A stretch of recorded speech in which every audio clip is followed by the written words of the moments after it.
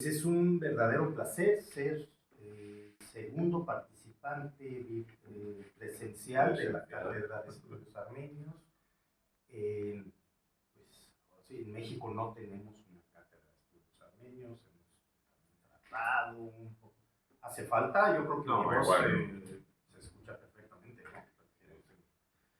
Yo tenía un guión que se me olvidó en casa, de manera que creo que me va a fallar un poco el detalle fino de mi charla. Me gustó mucho que pusieras esta imagen, porque justamente algo así es el inicio de las diásporas en general, como tú hablas en plural. Aparece en el Deuteronomio, en el capítulo 28, versículo 25, que dice que el Señor hará que seas derrotado por tus enemigos, mas marcharás contra ellos por un camino y huirás por 7 delante de ellos y serás objeto de horror. La palabra es sabá en hebreo, que, bueno, después pueden seguirlo leyendo. Después esta palabra sería traducida como terrorem en latín, objeto de horror en algunas versiones en español, también remove en la versión de King James, pero en esa versión que se hizo por 72 sabios hebreos, conocida como la Septuaginta, se traduce como diáspora en griego. De manera que la palabra Saba, objeto de terror, este momento en el que Dios castiga al pueblo de Israel y los hace que se muevan, es traducido en griego como diáspora. Lo que pasa es que están confundiendo o se está pensando que el momento en el que se expulsa después se convertirían en las galut, que serían las comunidades de la diáspora. El galut Babilón es estos judíos que viven en Babilonia, que fue por una expulsión, castigo divino. En cambio, por ejemplo, los judíos hablan del Jeresh Sefarad, que no es el mismo término de expulsión que se utiliza para lo que sucedió cuando Nabucodonosor vino y se los llevó a Babilonia. La expulsión de aquí no es precisamente de su tierra original. De manera que este es uno de los términos importantes para entender cuando hablamos de las diásporas, de estos grupos que en un principio siempre se habló, evidentemente, de los hebreos, pero también de otros grupos que han tenido que partir por un momento de catástrofe para después dispersarse en muchos puntos. El caso armenio, sin duda, es también una de las diásporas clásicas, la griega, también Gilroy habla de la diáspora negroafricana, que la trata es sin duda un momento catastrófico y también implica todo esto de la idea del retorno. Para los armenios, pues es justamente ese momento en que llegan los turcos seleucidas.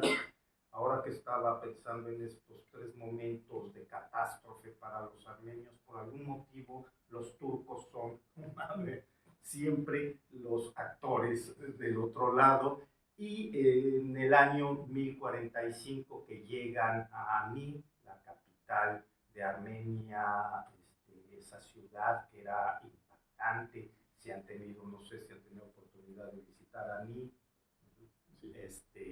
era la ciudad de las 1001 iglesias, se dice que tenía alrededor de 100,000 habitantes, cuando caminas por ahí ves los canales de agua, una ciudad amurallada, impresionante, con muchas iglesias, con muchos frescos, un puente precioso que de un lado, bueno, está destruido, pero ahora con el acercamiento entre Armenia y Turquía se está planeando de reconstruir ese puente. Podría ser un gesto interesante. La dispersión forzada para el caso judío es evidente, pero también, como les he dicho, para el caso armenio.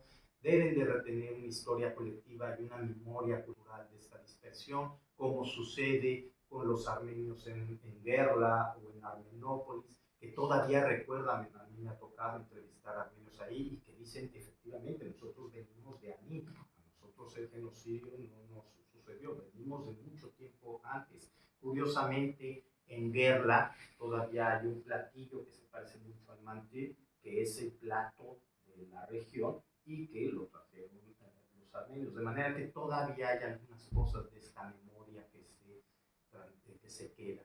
Esta memoria transmitida también es fundamental y la habilidad que puedan tener para sobrevivir con el tiempo, es decir, estas comunidades armenias en Siria que llevan 1000 años, pues efectivamente lo han logrado, pero Sylvie Chedemel habla también de los vínculos importantes que están entre los nodos, estos puntos que conectan a las comunidades, también me parece que es una de las piezas claves para entender las diásporas. Es decir, un periódico que se publica en Madrás, que circula a Chennai, que llega a Isfahán o que puede terminar en Constantinopla o en la Ciudad de México a través de los comerciantes. Estos nodos interactuando son fundamentales para entender la diáspora. ¿Por qué digo que cómo se mantiene esta identidad? Un poco como el caso de los criptojudíos. Hay dos personajes que muy famosos en México. Una es Rosa Gloria Chagoyán, Lola la Trailera, ustedes supongo que no conocen estas películas de clase B de México, pero es la película más taquillera en el cine mexicano. En México, si uno dice Lola la Trailera, todos saben quién es, fue muy famosa en los 70, ¿conoces? Bueno, ese es para otro ciclo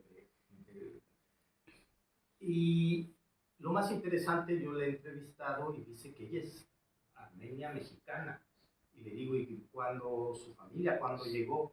No, pues venimos de Guanajuato, parece que mis ancestros llegaron en el siglo XVIII, venían de Valencia, pero nosotros sabemos que somos armenios. Bueno, ¿y sabe algo, alguna palabra en armenio? No, no, pero mantenemos la narración. Y ella entonces mantiene esta identidad y ahora se asume como mexicana armenia, habiendo salido de Armenia, no sé, el siglo XVI, pasando por Valencia y llegan a un poblado minero en Guanajuato, donde he visitado el cementerio y efectivamente pues hay muchos chagoyán, pero ellos dicen que son armenios. Entonces es cómo se mantiene esta identidad. Un caso también muy interesante es el de la familia Ponce Guadián. El de arriba es José, me parece, que es el fotógrafo de las cabareteras también de este cine de los 70 en México. Pero Arturo Ponce Guadián, que lo tenemos, es académico, al igual que su hermano, él ha investigado sobre todo a estos grupos de armenios ocultos que llegan a México, que llegan a Perú, y entonces publica en este dossier de asirios un texto sobre Elías de Babilonia, que es un monje caldeo que llega también a América y narra sus viajes, su odisea por América. Y él lo que me ha contado también es que parece que uno de sus gente de servicio era un armenio de Cádiz. De manera que también están llegando algunos de estos armenios de manera quizá clandestina o que llegan porque ya son católicos, como el caso mismo de la familia Ponce Guadián, que también son de Guanajuato, que también llegaron en el siglo XVIII y que también mantienen una identidad armenia, aunque no sepan gran cosa, pero lo saben muy bien la historia de Armenia, pero como pasa con Lola la Trailera, puede que haya otros que no. Para 1923, por ejemplo, que entraban 500,000 inmigrantes de Estados Unidos, de la Gran Bretaña entraron 45,000, de Europa del Este 16,000, de Italia 45,000, pero para 1925 esto se reduce considerablemente y ya son muy pocos los que entran. Esto que produce que pues, los armenios siguen, las constantes migratorias se mantienen y entonces van optando por ir a otros destinos. Sobre todo las navieras también les dicen que por el mismo precio que les iba a cobrar llegar a Nueva York, pues los pueden dejar en La Habana o en Veracruz y de ahí pueden ir casi caminando a Estados Unidos. Muchos, de hecho, lo hacen. Es el momento en el que nace la patrulla fronteriza, la Migra, 1924, porque están cruzando sobre todo judíos ashkenazim, libaneses, sirios, los mexicanos en esa época pueden cruzar sin problemas la frontera, o sea, la Migra no se crea para mexicanos, sino para detener el flujo de armenios, turcos, sirios, ashkenazim, italianos, muchísimos italianos cruzando ilegalmente. De hecho, esto les preocupa a las organizaciones judías en Estados Unidos y hacen una campaña de apoyo para que los judíos se queden en México. Son datos los que se encuentran, digamos, en las oficinas gubernamentales. Para el caso de México, apenas se habla de 312, sin embargo, yo he documentado a partir de los cruces fronterizos, a partir de narraciones, a partir de testimonios, que no son 312, son casi 3.000 los que usaron México para irse a Estados Unidos. En cambio, hacia Brasil, por ejemplo, tenemos el estimado de que entraron unos 3.000, para 1940 son unos 6.500, actualmente la comunidad será de unos 40.000, pero en el caso de Brasil es muy interesante porque es a partir de 1924 que llega el flujo, es decir, es un flujo desviado. Cuando no pueden entrar a Estados Unidos, van a México y Cuba. Después vendrían las restricciones también en México a partir de 1927, en el que ya no se les permite la entrada ni a los armenios, ni a los sirios, ni a los judíos, y entonces van encauzando su migración hacia Brasil o Argentina o Uruguay, donde también llegarían las restricciones para los 30.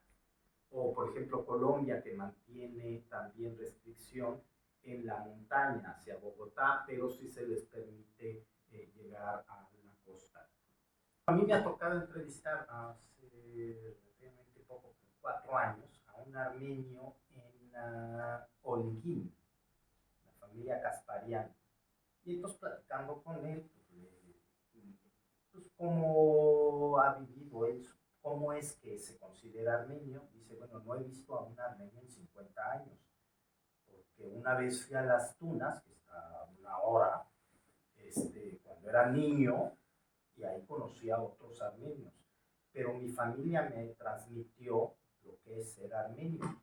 Y entonces me contó una historia, dice, cuando yo oigo la palabra baklava, se me hace agua en la boca. Y ¿cuándo comió baklava? No, nunca. Pero mi padre hablaba tan bien de baklava, tan rico, que yo oigo la palabra y mi boca saliva.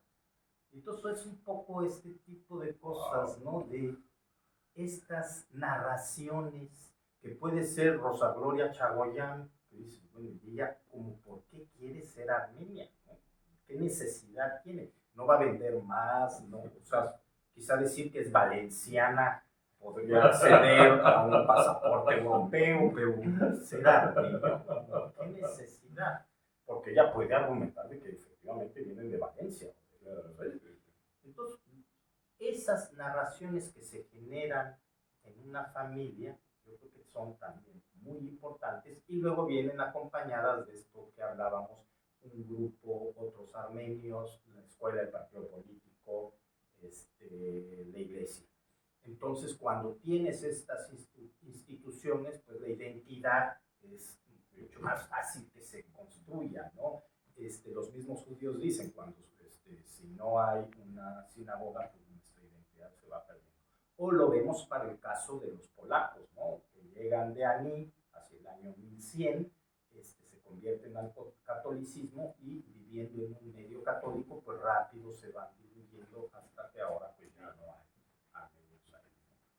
Pero yo creo que la narración del genocidio es fundamental también para el mantenimiento Este es el caso de Migolián, ¿no? Que también está publicando en 1946 y dice: yo soy el único sobreviviente de mi caravana de deportación, tengo nostalgia por este lugar. Esta nostalgia también en armenio es karot, ¿no? Es el equivalente a saudade, ¿no? Es el dolor profundo por un lugar, aunque nunca hayas estado en él. Y entonces, eso platicó con muchos argentinos que dicen: no, pues es que quiero regresar al poblado de mi abuelo, aunque tengamos una prohibición de retorno a ese lugar. De hecho, tengo un artículo por aquí en el que hablo de este retorno, ¿no? Lo que se siente cuando regresas a la casa de